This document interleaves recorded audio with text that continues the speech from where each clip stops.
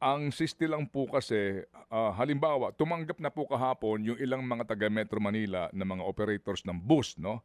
That's ten Tama po. that's 10,000 pesos.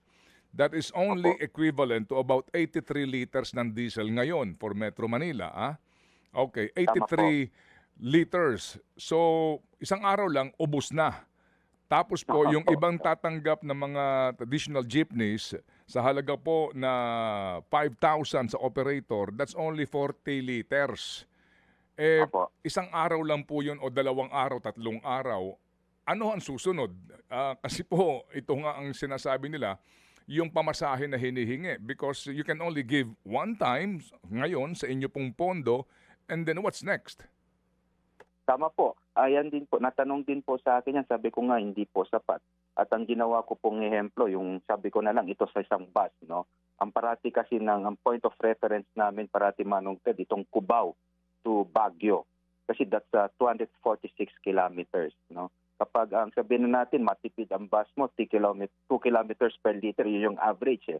So kapag 246 kilometer yan na one way, i-divide natin ng divided by 2, so that's 123. 123 ang konsumo mo. 123 times sabi natin 100 ang diesel ngayon. O dito, that's 12,300. Ay kulang pa yung 10,000 mo sa full tank. Malamang sa Rosario, La Union ka lang makakarating. So hindi ho sapat. Alam na po natin yan. No, ang susunod po, kaya nga sabi ko minamadali natin yung libreng sakay. Ang importante kasi sa libreng sakay, Manong Ted. At humingi na po tayo ng saro dito. At sana po maibigay na sa atin, no? At makapagsimula rin naman kami ng implementation ng libreng sakay by mga mid-April, basta maibigay po sa amin yung SARO. At ang kagandahan dito sa libreng sakay, Manong Ted, is that we address also the concern of the commuters, no? And at the same time, yung chopper again and the operator, kasi magbabayad dito sa gobyerno, ang gobyerno. At meron, ang issue again dito is the funding, in the sense that yung 1 billion po na binigay sa atin under 2026 gaan na FLR pa, ay hahatiin ko pa po yan, kukuha pa po, kung maghahatiin ko yan, kasi nakalagay sa special provision po namin sa 2026 GAA na kailangan din namin magpalibreng sakay sa mga maritime sector natin, which is a valid concern also.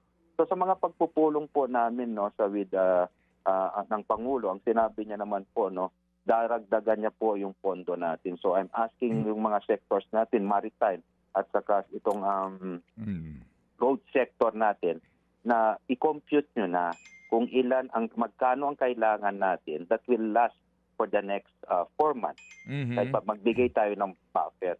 And this should be a nationwide talaga na libreng sakay.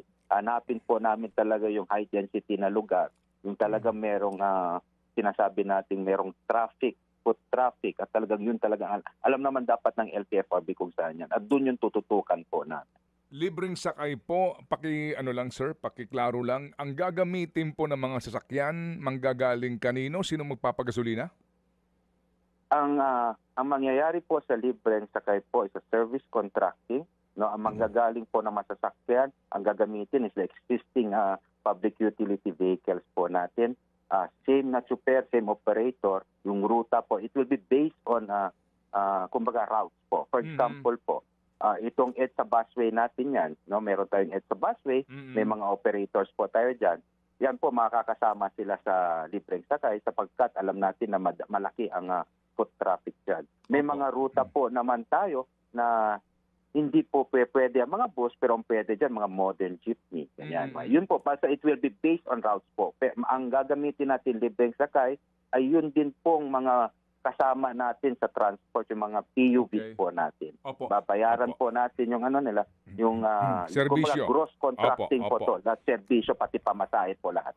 Mga kapatid, para sa iba pang mga balita at impormasyon, sundan niyo po kami sa X, Instagram, Facebook at syempre sa TikTok, True Network PH. Mag-subscribe din po kayo sa aming YouTube channel, True Network. May website din po tayo, truenetwork.ph. At pwede nyo rin po kaming mapanood sa Channel 19 ng aming True FM TV. Lagi pa rin makinig sa radyo dito po sa 105.9 True FM dahil dito, laging true sa'yo, kapatid. Dito tayo sa